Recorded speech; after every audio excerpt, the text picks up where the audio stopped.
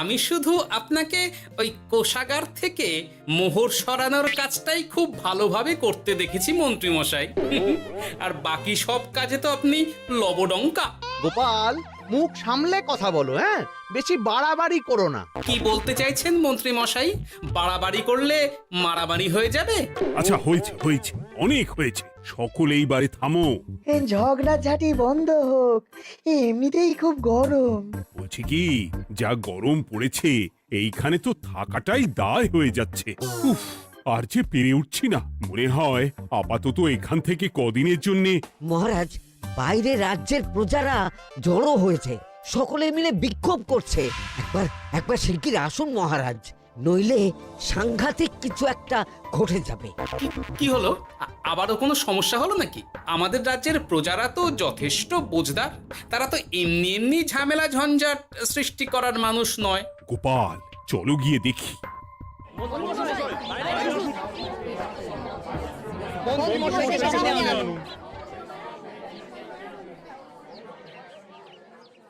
কি ব্যাপার, তোমাদের কি সমস্যা হয়েছে? এইভাবে বিক্ষোভ করছো কেন? মহারাজ, মন্ত্রী মশাইকে সামনে আনুন, তারপর বলছি কি হয়েছে না হয়েছে। সেরেছে। আরে, আমাকে ডাকছে কেন? আচ্ছা, বলছি তোমরা একটু শান্ত হও।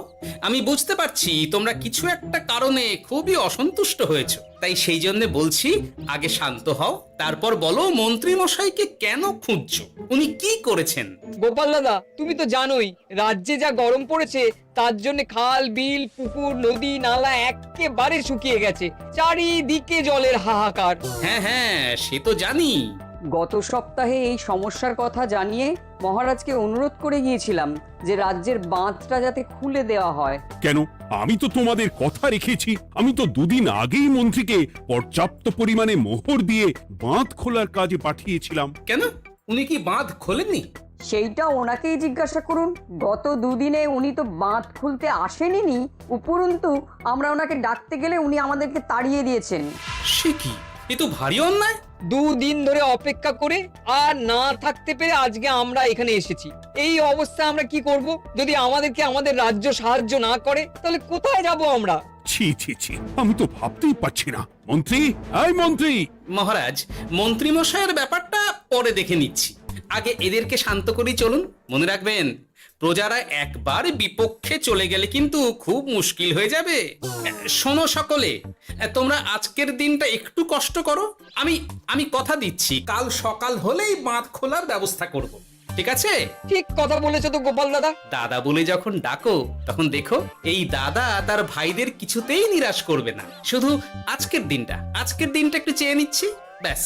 ঠিক আছে, আজকে আমরা চলে যাচ্ছি, কিন্তু কালকে কিছু না হলেই। কোনো কিন্তুরই জায়গায় নেই পুঁটির বাবা। আর তোমরা রাগ করো না। চিন্তা করো না, সকাল হলেই সাঙ্গ পাঙ্গ নিয়ে আমি বাঁধ খোলার কাজে নেমে যাব।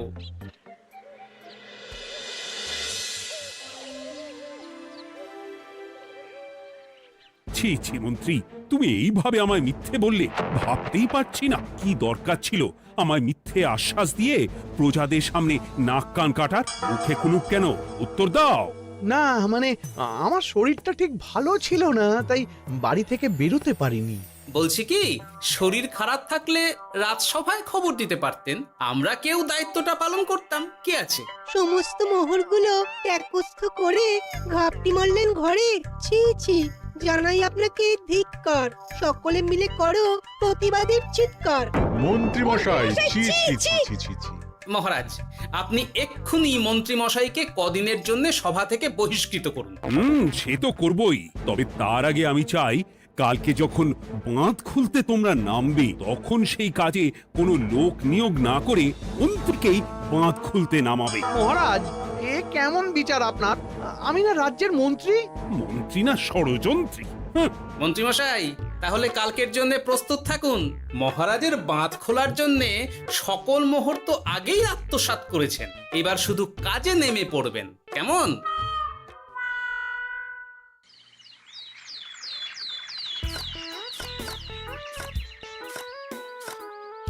ওহ গোপাল, এইবারে ছেড়ে দাও, আর পাচ্ছি না। এত সহজে হাল ছাড়লে হবে বলুন? এই কে আছো? ওই শাবল কোদালগুলো দাও, আমি এদিকটায় খুঁচিয়ে দিই। সভাকবি, বিজ্ঞানী, এসো এসো এসো, হাত লাগাও। সবে মিলে করি কাজ, বাঁধ খোলা হবে আজ। বাঁধ খোলা হবে আজ, মন দিয়ে করো কাজ। একদম, হাত লাগাও, জোর লাগাও। গোপাল দাদা, সভাকবি, বিজ্ঞানী দাদা আর আর বাকি দাদা ভাইরা আসুন আসুন, সকলে একটু শরবত খান। আমাকেও একটু শরবত দাও। মোহরগুলো খেয়েও তৃষ্ণা মেটেনি বুঝি? হুম হুম। বাঁধ এক্ষুনি খুলবে, প্রজাদের সব জ্বালা জুড়োবে। বাঁধ খুলে গেছে। আমাকে বাঁচাও, আমাকে বাঁচাও। কোনো কোনো সময় ভুল করলে নিজেই সেই ভুল শুধরে আবার ফিরতে হয়। আপনিও তাই করুন মন্ত্রী মশাই, নিজে নিজেই উঠে আসুন। চলো সকলে। গোপাল, তুমি তোমার সাথীদের নিয়ে যা করলে সত্যি ভাবাই যায় না। মহারাজ, নিজেদের রাজ্যের সমস্যায় নিজেরাই কোমর বেঁধে নেমে সমস্যার সমাধান করেছি, পরিস্থিতি মোকাবিলা করেছি। এর জন্যে আপনি এমন করে বলবেন না। ওহ, তোমরা না থাকলে যে কি হতো। মহারাজ, আমরা আছি তো, এত ভাববেন না আপনি। আপনি বরং আমাদের সকলের জন্য কিছু খাবারের ব্যবস্থা করুন, খুব খিদে পেয়ে গেছে। হ্যাঁ, নিশ্চয়ই নিশ্চয়ই। তোমরা সকলে ভিতরে এসো, হাত পা ধুয়ে নাও। ততক্ষণে আমি রানীকে আহারের ব্যবস্থা করতে বলছি।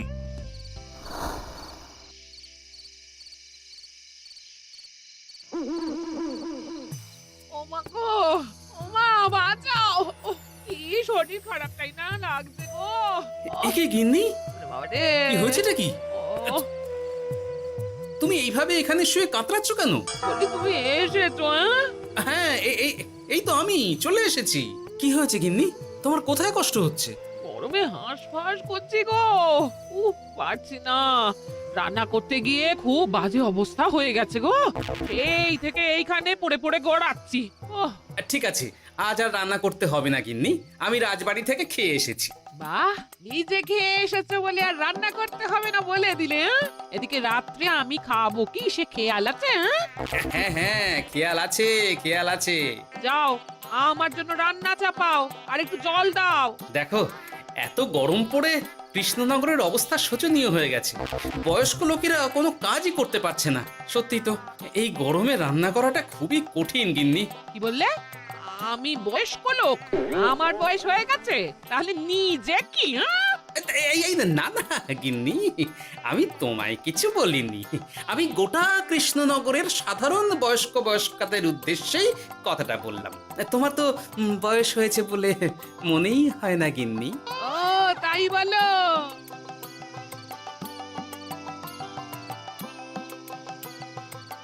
নাও গিন্নি, জল নাও। আজ না হয় আমি রান্না করব। হে ভগবান, মুখের একটু লাগাম দাও। এইভাবে যখন তখন সত্যি কথা বলিও না।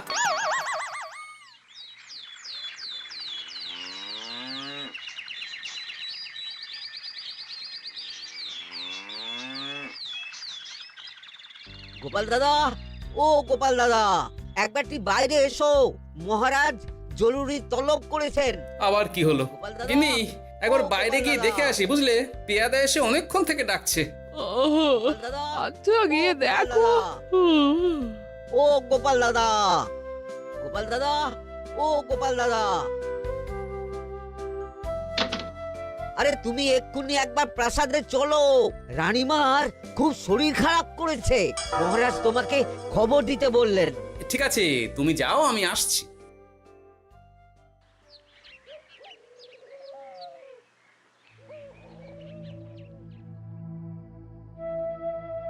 গোপাল, কি হবে বলো তো? রানী তো দুমদাম করে ব্যারামে পড়ে না। মহারাজ, ভয় পাবেন না, আমরা আছি তো। বৈদ্যকে পরীক্ষা করতে দিন, দেখি সে কি বলে। মহারাজ, অতিরিক্ত গরমের জন্য শরীরটা খারাপ হয়েছে। আসলে উনি এই তীব্র দাবদাহ নিতে পারেননি। তবে চিন্তা করবেন না মহারাজ, আমি বাড়ি গিয়ে এক ধরনের বিশেষ পথ্য পাঠিয়ে দিচ্ছি। রানীমা খেলেই সুস্থ হয়ে উঠবেন। মহারাজ, নিজের কানেই তো শুনলেন, রানীমার তেমন গুরুতর কিছু হয়নি, চিন্তা করবেন না। বৈদ্যর ওষুধে উনি সেরে উঠবেন। যাওয়ার আগে একটা কথা বলে যাই, গরমের এই দাবদাহ কিন্তু আরো ভয়ঙ্কর হবে, তাই সকলে খুব সাবধানে থাকবেন। শরীর যাতে ঠান্ডা থাকে এমন হালকা পাতলা খাবার খাবেন। আসি, রাজসভায় দেখা হবে। মহারাজ, বৈদ্যমশাই কিন্তু এটা ঠিক বলেছেন, গরম আরো বাড়বে, তাই দুজনেই খুব সাবধানে থাকবেন, কেমন? গতকাল তো আমার গিন্নিও গরমের চোটে কুপোকাত হয়ে গেছিল, শেষমেশ আমাকে বাড়ি গিয়ে রান্না করতে হলো আর কি। ও বাবা, তাই নাকি? তাহলে তো খুবই চিন্তার ব্যাপার। আচ্ছা মহারাজ, আমি তাহলে এখন আসি, আবার রাজসভায় দেখা হবে।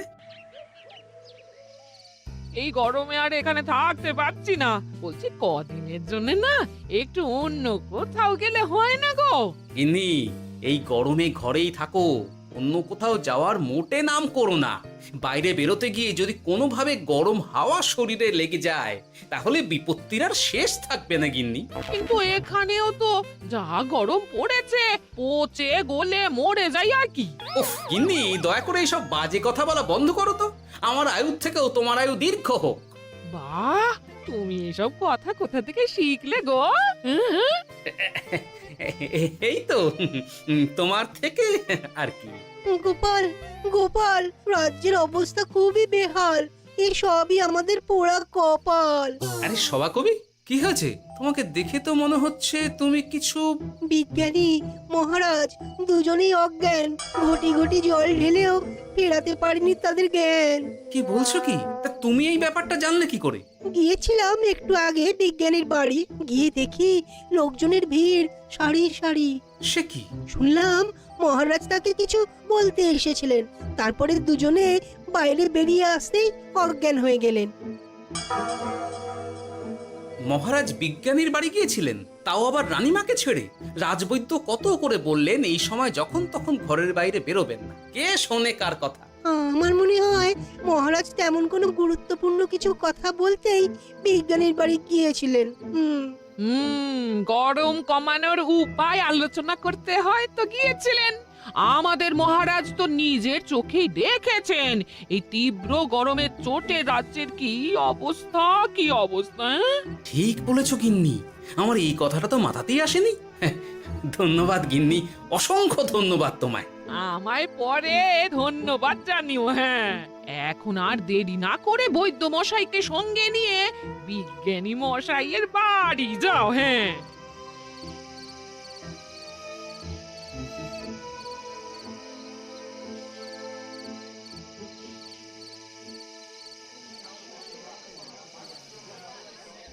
কি বুঝছেন বৈদ্যমশাই? খুব একটা ভালো কিছু বুঝছি না গোপাল। দেখো, সত্যি বলতে ওই কৃষ্ণনগরের অবস্থা খুবই বাজে, তাই এখানকার মানুষেরা একে একে অসুস্থ হয়ে পড়ছে। বাইরের অবস্থাটাও তো ভালো নয়, বুঝতেই পারছো। এখন সান্ধ্যকালীন হাওয়াতেও গরমের তাত রয়েছে। দেখুন, রাজ্যের যা অবস্থা তাতে যদি রাজ্যের মাথা থেকে সমস্ত প্রশাসনিক প্রধানরাই অসুস্থ হয়ে পড়েন তাহলে তো ভীষণ বিপদ। সে তো বটেই, এই জন্যেই আমি বলি কি, মহারাজ সহ সকল সভাসদেরা এই রাজ্য ছেড়ে কদিনের জন্য পাহাড়ি কোনো এক জায়গায় গিয়ে থাকুন, পরিবার নিয়েই যান। দেখুন, আগে নিজেরা বাঁচলে তবে তো রাজ্যবাসীকে ভালো রাখতে পারবেন, তাই না? কথাটা কিন্তু মন্দ বলেনি বৈদ্য। গোপাল, এই গোপাল, তুমি পাহাড়ে যাওয়ার ব্যবস্থা করো। এইখানে আর কিছুদিন থাকলে মরেই যাব। হ্যাঁ গোপাল, আমারও তাই মত। এক্ষুনি যা শরীরে ক্লান্তি এসেছে, আর কদিন এইখানে থাকলে মরেই যাব।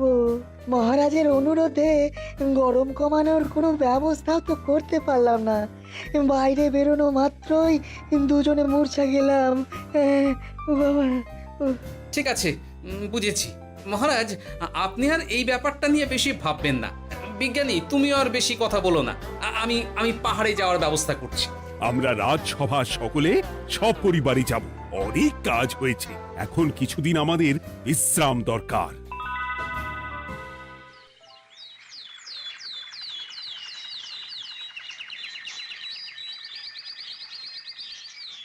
এ কি গোপাল, মন্ত্রীকেও তুমি আমাদের সঙ্গে নিয়ে যাচ্ছ? আহ, তুমি কি সব ভুলে গেছো? মহারাজ, আপনি খামোখা উত্তেজিত হবেন না। আপনার শরীরটা কিন্তু ভালো নেই। আর মহারাজ, আপনার রাজ্যে বাস করে আপনার থেকেই শিখেছি বিপদের দিনে পরম শত্রুকেও দূরে ঠেলতে নেই। গোপাল এটা ঠিক কথাই বলেছে। যতই হোক, উনি তো আমাদের মন্ত্রী, তাই এই বিপদের দিনে ওনাকে ফেলে যাই কি করে বলুন তো? সত্যি গোপাল, তোমার তুলনা নেই। ঠং, সবই নাম কেনার চেষ্টা। গোপাল, চলো এইবারে রওনা দিই। বলছি, খাবার দাবার আর জলের কলসিগুলো উঠেছো তো?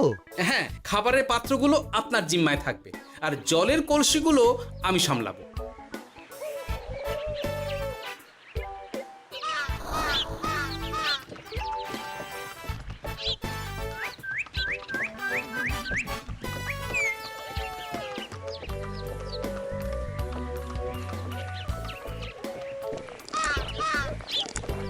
কি গো, তুমি খাবার ছেড়ে শুধুই জল খাচ্ছ?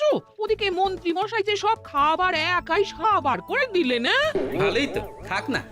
এরপরে বড় বাইরে যেতে হলে বুঝবে, আমি তো ওই জন্যই নিজের জিম্মায় শুধুমাত্র জল নিয়েছি।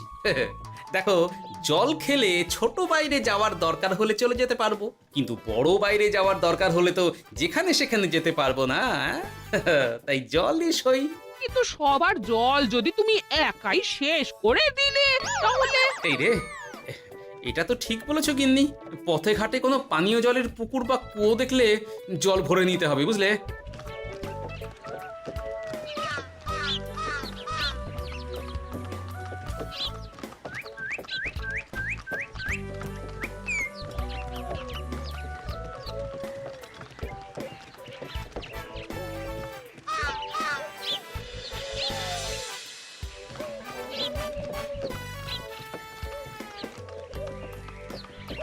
সকলে আসুন। দেখুন, দেখুন মহারাজ আবার মূর্ছা গিয়েছেন। আসুন। সে কি, কৃষ্ণনগর পেরিয়ে এসেছি, এখন এই অচেনা অজানা জায়গায় এসে মূর্ছা গেলেন? গিনি, চলো তো শিগগির গিয়ে দেখি। কেউ ঘাবড়াবেন না, মহারাজের শরীরটা আসলে খুব দুর্বল ছিল তো, তাই মূর্ছা গিয়েছেন। তবে চিন্তার কিছু নেই, আমি এক ধরনের পথ্য দিচ্ছি, এটা খেলেই উনি আবার সুস্থ হয়ে যাবেন। ঠিক আছে বৈদ্যমশাই, আপনি তাহলে যত তাড়াতাড়ি সম্ভব পথ্যটা তৈরি করুন।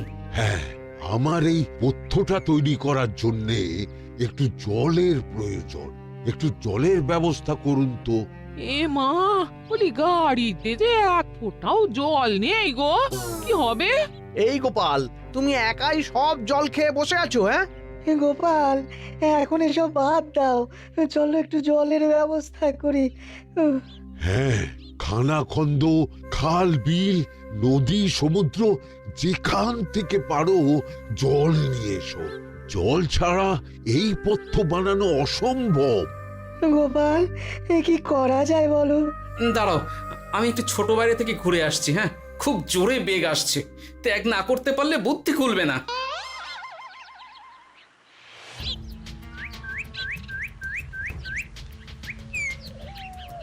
ওদিকে একটা পাত কুয়ো দেখতে পাচ্ছি মনে হচ্ছে।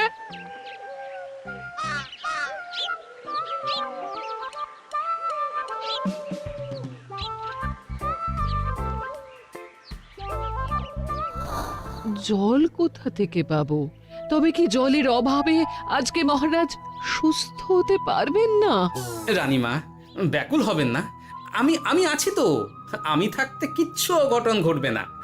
সকলে শুনুন, বিশেষত মহিলাদের বলছি, আপনারা সকলে নিজেদের কাছে যত শাড়ি আছে সেই প্রত্যেকটা শাড়ি আমাকে দিন। আমি শাড়ি জুড়ে জুড়ে লম্বা রশ্মি বানাবো, তারপর সেই রশ্মিতে বালতি ঝুলিয়ে জল তুলব। দয়া করে কেউ দেরি করবেন না।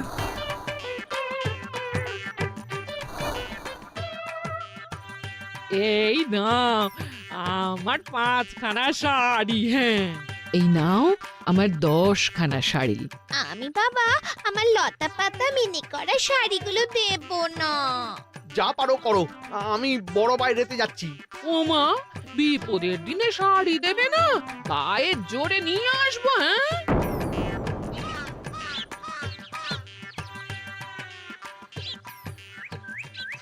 এ বাবা, এখনো কিছুটা কাপড় লাগবে তো।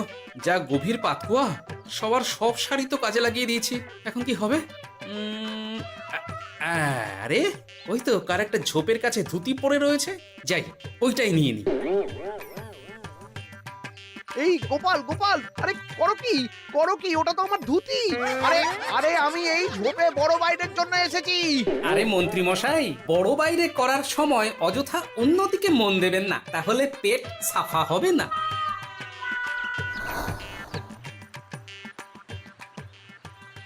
গোপাল, তুমি ছিলে বলে এই যাত্রাতে রক্ষা পেলাম। ভগবান তোমাদের অনেক অনেক মঙ্গল করুক। এই দেখো না, ওরা না আমার লতা পাতা আঁকা শাড়িগুলো নিয়ে নিয়েছে। এই দূর তোমার শাড়ির লতা পাতা, আমি নিজেই জড়িয়েছি বড়